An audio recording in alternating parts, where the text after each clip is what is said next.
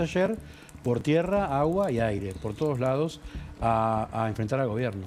Y Juan Manuel López enseguida lo vamos a escuchar porque él, junto con el equipo de Elisa Carrió, fueron parte de los que contrarrestaron esa idea de comprar voluntades desde la matriz de corrupción. Luis Juez, el senador, está con nosotros, le agradecemos el contacto. ¿Qué tal, Luis? Hola Hugo, ¿cómo va? ¿Cómo están ustedes? Intentando describir un escenario de los últimos 20 años que tiene la matriz de la corrupción, pero que usted siempre advierte que están agazapados con la idea de volver cuando pierden el poder. ¿Qué piensa?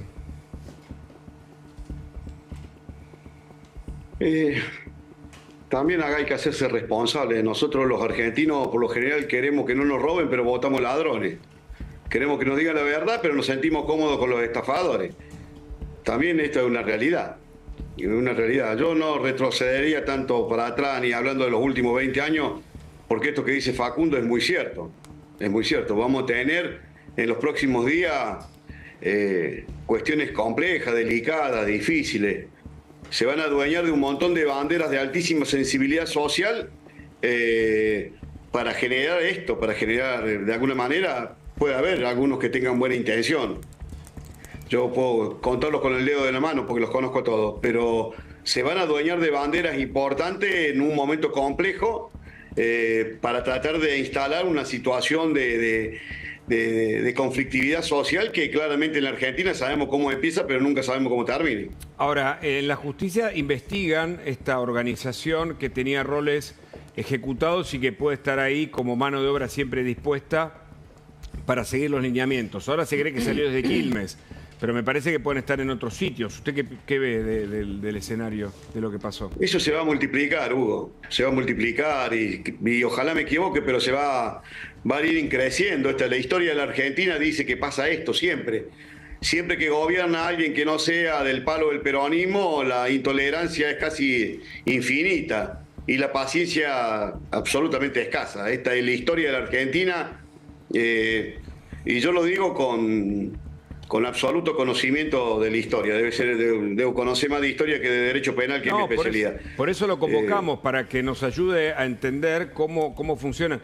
De los pocos dirigentes que he entrevistado, después de tantos que uno con los que habla, que dice atención, muchos dicen, che, el peronismo está en baja. No pensemos tan rápido, ¿no? Estemos atentos, dice usted. Pero esa subestimación a esta Argentina la asumió los últimos 40 años en el peor de los caos. Siempre se subestima y esta sociedad que al peronismo le tiene una tolerancia monstruosa y le permite y le tolera, le admite lo que no le admite a cualquier otro dirigente político, por eso no se pueden dar el lujo de decir que vamos a volver y vamos a volver mejores. Eso nos decían allá por el 2017, 2018. Muchos dirigentes Juntos por el Cambio decían, estos tipos no vuelven más.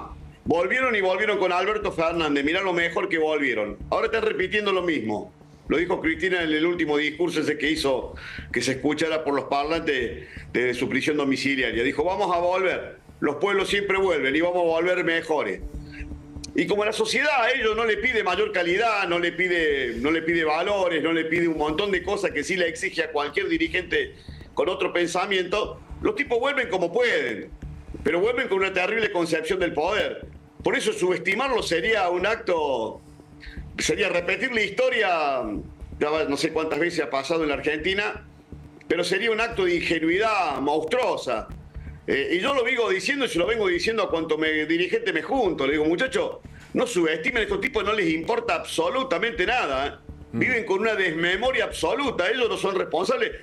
La historia de los últimos 50 años, el peronismo nunca se hizo cargo de sus errores. Nadie se hizo cargo del tío Cámpora, nadie se hizo cargo de López Rega, nadie se hizo cargo de la AAA, nadie se hizo cargo de Alberto Fernández para hablar de los últimos 2 años. Hoy lo escuchaba a los abogados hablando de la causa de los seguros. Por Dios. Ahora, senador... Me espanto. No, pero el decreto, ¿qué decreto? Eso fue lo que favoreció semejante negocio. Pero nadie habla. Es más, he escuchado a algunos dirigentes esta última semana, algunos senadores y algunos diputados, hablando como que si Alberto Fernández fue un accidente y fue el último presidente peronista que tuvimos. O sea, yo lo digo con mucho conocimiento de causa. Vamos a tener en las próximas semanas extremadamente complejas.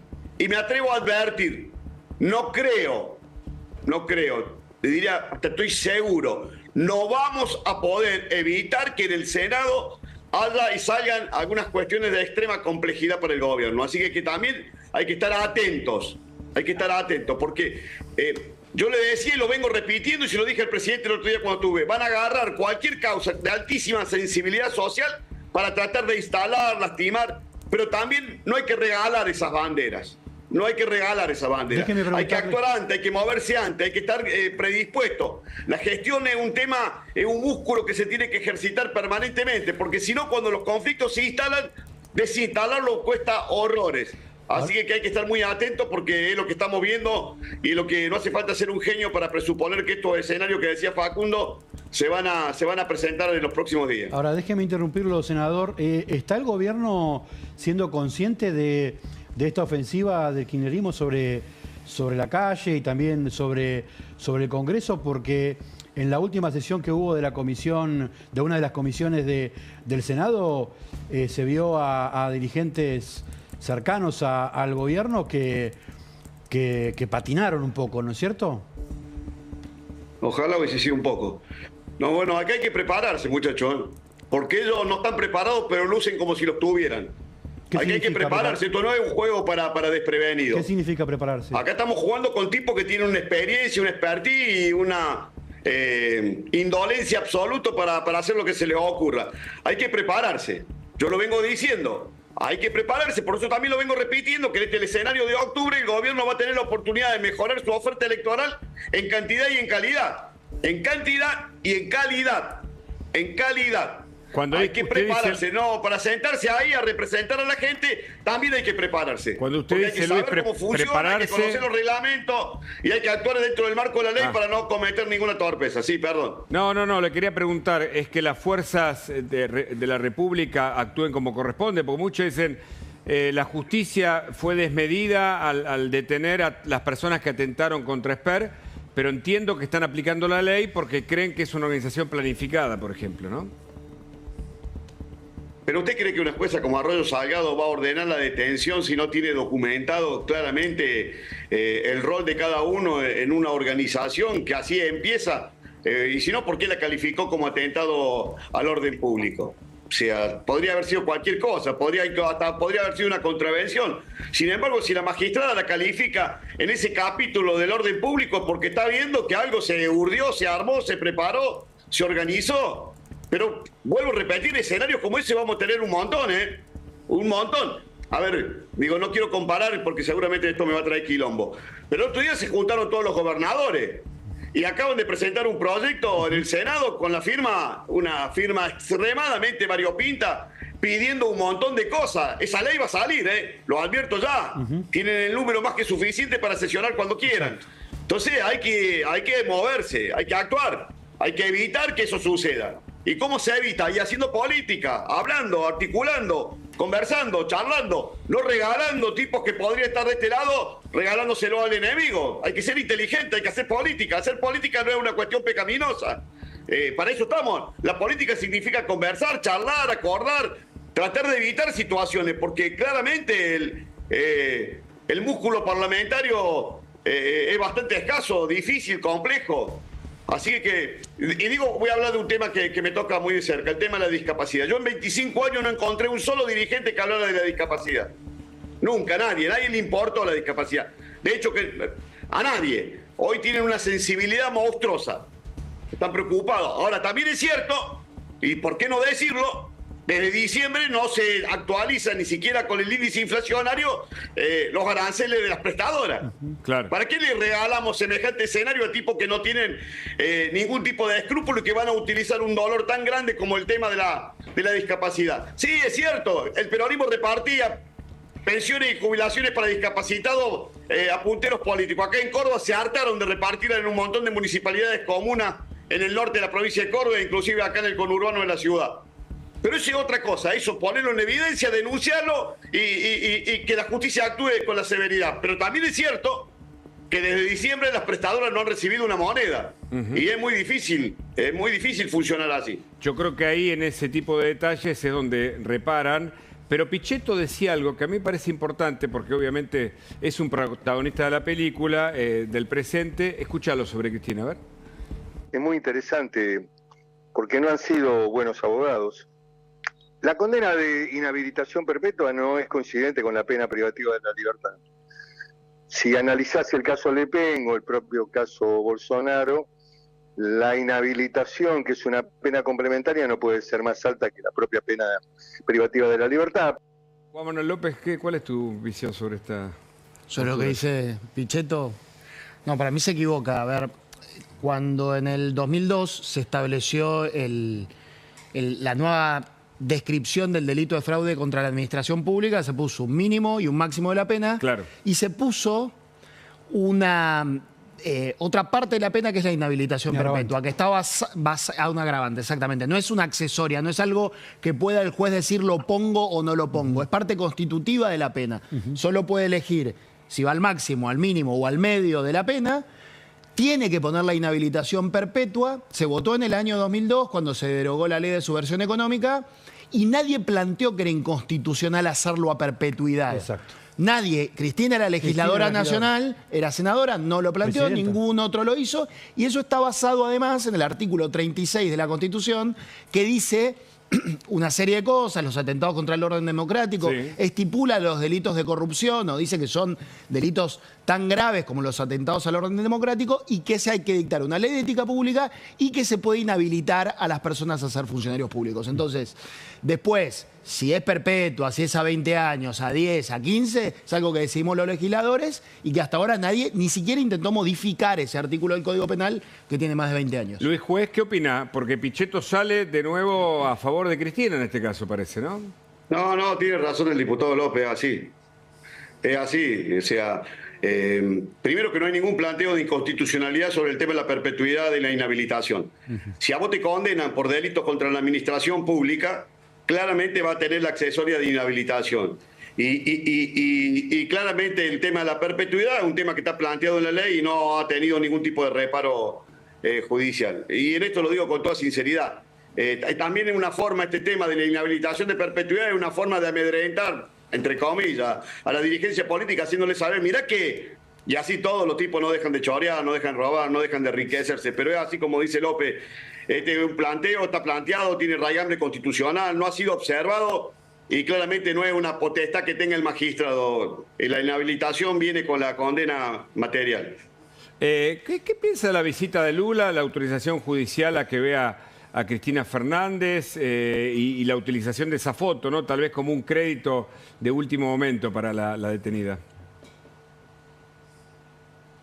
Yo sigo haciendo hincapié que en el tema, ahí me parece que el juez de ejecución ha errado enormemente con el lugar que autorizó la detención domiciliaria. Eso genera un show mediático imposible lo digo con todo respeto, no estoy deseándole, yo no soy como abogado de 40 años penalista, cada uno elige su suerte. A mí no me pone de contento la condena de nadie ni me entristece. Son situaciones que cada uno deberá soportar por la conducta que haya tenido. Ahora, lo cierto y lo concreto, yo no veo que se pueda sostener esa prisión domiciliaria en ese lugar.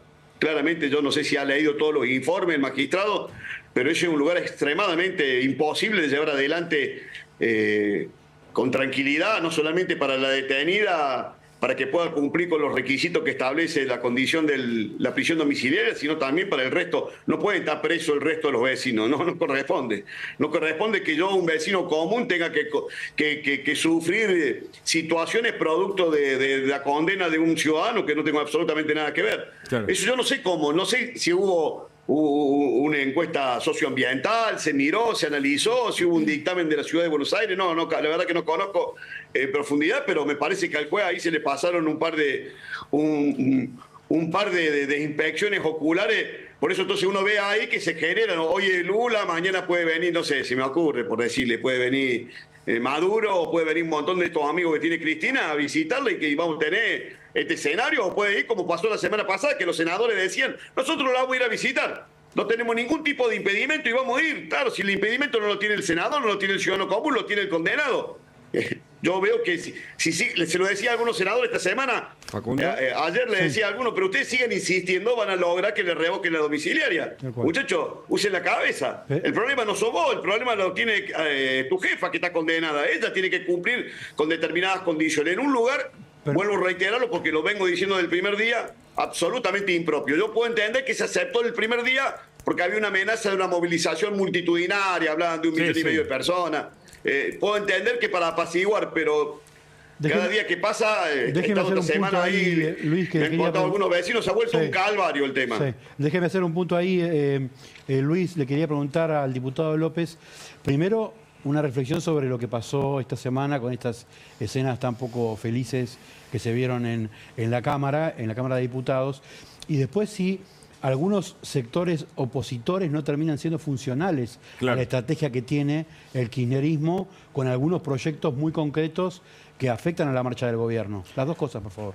Ahí me parece, primero lo que pasó en la Cámara de Diputados, a mí me avergüenza, creo que a muchos más diputados nos avergüenza, eran gritos, peleas, una cosa en algún punto bastante montada, que creo que favorece a los dos extremos. Montada. A mí no me terminó de quedar claro, las agresiones venían de un lado y del otro, ahí no sé, tal vez me equivoco, pero digo, si soy oficialismo, tengo que ser mucho más inteligente. Digo, porque no lo sé, realmente no lo sé, no tengo elementos, pero lo que uno veía ahí era algo raro. Raro, donde se retroalimentaban. Yo veía eso, yo me siento en el medio y veía una retroalimentación y se paraban al mismo tiempo y la sesión se cayó. Y teníamos que votar, por ejemplo, un emplazamiento para discutir retenciones, que es un tema a mí particularmente me interesa porque el 80% de la superficie de la Argentina, en que se siembra soja o maíz, no va a ser rentable. Seguimos con este nivel de precios internacionales, que eso sí no es culpa del gobierno, pero sí con este nivel de retenciones que el gobierno bajó y ahora vuelve a subir. Ahora, más allá de eso, creo que el gobierno tiene que ser inteligente y no caer en la trampa del kirchnerismo, que es súper inteligente para moverse. A la oposición, si no son funcionales... Yo no lo creo, me parece que en los temas que estuvimos tratando, ya sea jubilaciones, que me parece que merecen un mínimo incremento, o discapacidad, o algunas otras cosas. Yo moratoria en ese caso no voté, porque hay una política universal que es la PUAN, que abarca todo el mundo, y había que terminar con las moratorias en algún momento, pero más allá de eso, me parece que el gobierno tuvo la oportunidad tanto el año pasado como esta, y la va a seguir teniendo, de charlar con gente que tiene buenas intenciones con los temas, pero además tiene buenas intenciones con la gobernabilidad. Nosotros, cuando el gobierno estuvo mal en marzo, que el dólar se disparaba y que necesitaban un acuerdo con el fondo, los acompañamos. Y justo en ese momento estaba el kirchnerismo muy fuerte en las calles, con unas marchas terribles. Pero ahora se vienen 2 meses muy delicados. Estos 2 meses previos a las elecciones son muy delicados. El que gobierna es el que tiene que dialogar y ver cómo se encuentran las soluciones, sobre todo con la gente que ni le vamos a pedir lugares en las listas, ni le vamos a poner palos en las ruedas, solamente le vamos a marcar los temas en los que no estamos de acuerdo, porque tenemos derecho, porque representamos a otro sector de la sociedad. Luis. No, estoy totalmente de acuerdo. Aparte se lo digo al presidente. No le regalé más enemigos. Las que van afuera, dejala, no las toqué. ¿Para qué te va a meter gol en contra? Hay un montón de gente muy honorable que probablemente no comparta un montón de cosas con el gobierno. Pero es honorable, decente y que creen y que han sufrido el atropello del kirchnerismo. Regalarlo, ponerlo en la vereda del frente innecesariamente me parece un acto de poca astucia política, de falta de cintura. Cuando le dice esto a Milei, ¿qué le responde? No todos tenemos que pensar igual. Cuando usted le cuenta esto a Milei, con quien comparte escenas y momentos y lo escucha con atención, ¿qué le responde el presidente? Yo le hablo del caso personal, yo le digo, a ver Javier, ¿por qué yo tengo que sacarme la camiseta de Talleres para ponerme en la selección? ¿Por qué me pedía a mí que he construido una herramienta y que hace 28 años le peleo a los ladrones en Córdoba como puedo, de la forma que puedo, con toda mi precariedad? ¿Por qué me va a obligar a que tenga que...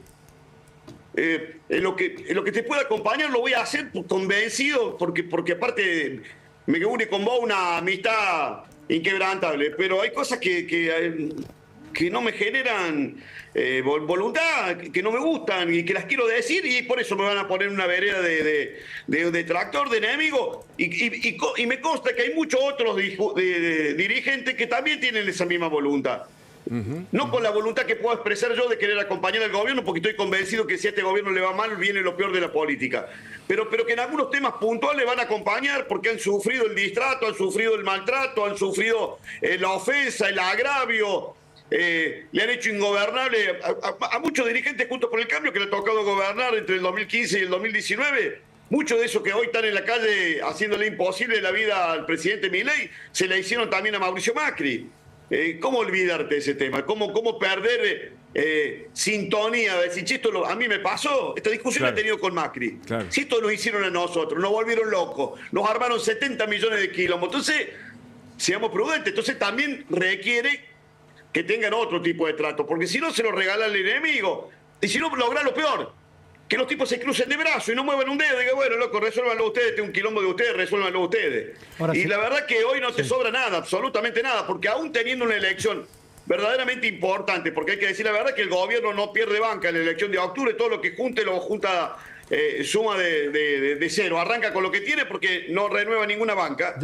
Déjeme Así fuera una gran elección, los números no van a ser muy distintos a los que, tenemos ahora, por lo menos en el Senado. Déjeme Entonces me parece que hay que ser cuidadoso con los temas y con la gente. Cuando digo con los temas y con la gente, me digo con los temas y con los dirigentes, porque hay algunos dirigentes, por ejemplo, ahora hemos visto que ha entrado toda esta bravuconada de los gobernadores, hablo de mi provincia, sí. que obviamente son incapaces de gobernar sin plata para... Recién te escuchaba tu editorial. Son incapaces de gobernar sin plata.